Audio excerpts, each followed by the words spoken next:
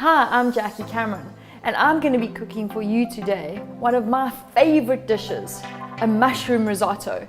And what makes this extra special is that I've grown my own mushrooms with this Fungkit Oyster Mushroom kit. Whenever I start cooking, I always cook in sequence. So over here I've got the oil and the butter, I've got the onions, I've got the risotto, the white wine.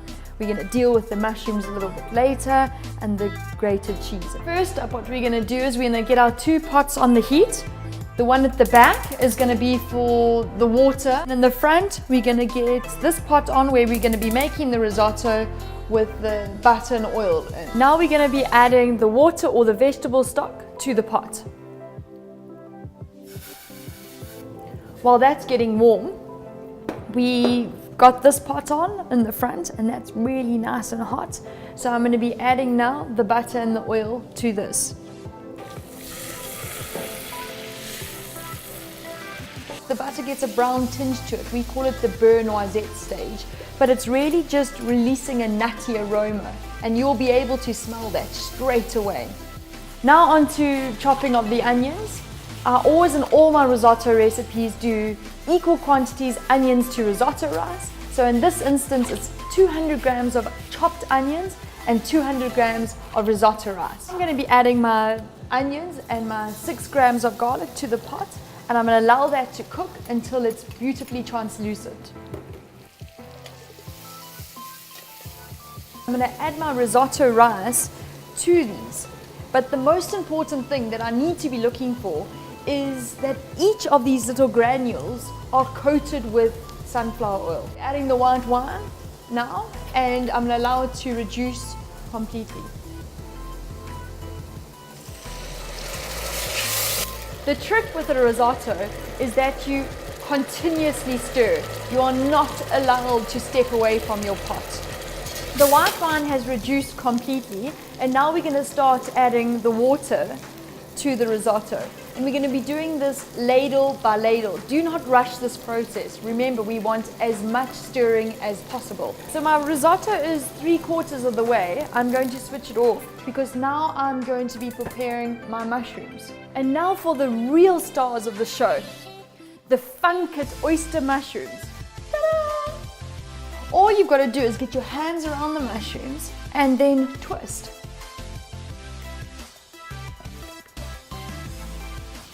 Just look at those.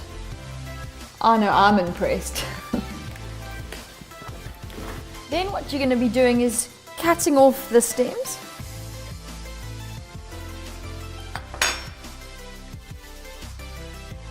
Tearing the oyster mushrooms into bite sizes. What I'm going to do now is I'm going to get on the mushrooms. First of all, you got to get the pan on and get that really hot. I'm going to be adding a few blocks of butter to the pan. I'm going to be taking a few of the bite-sized mushrooms, but I'm not going to be cooking all of the mushrooms at one time. I'm going to be doing it in batches. Rather do it in batches and take a little bit longer to do it and get a well-seared mushroom. We're going to put the risotto back on the heat. And we're going to add the mushrooms.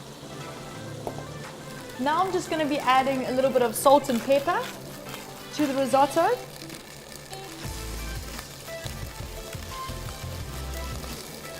After stirring the mushrooms into your risotto, add your finely grated Parmesan cheese. So we've seasoned it, we've added the mushrooms, we've added the Parmesan cheese, we've made sure it's at the correct consistency, and now we're going to plate up and enjoy.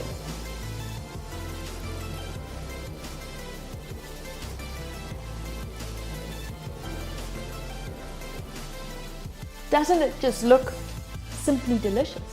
As my mother always said, the proof's in the pudding, or the mushroom risotto.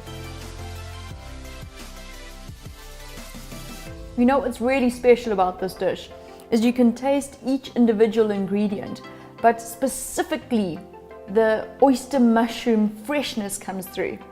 It must have something to do with my green fingers.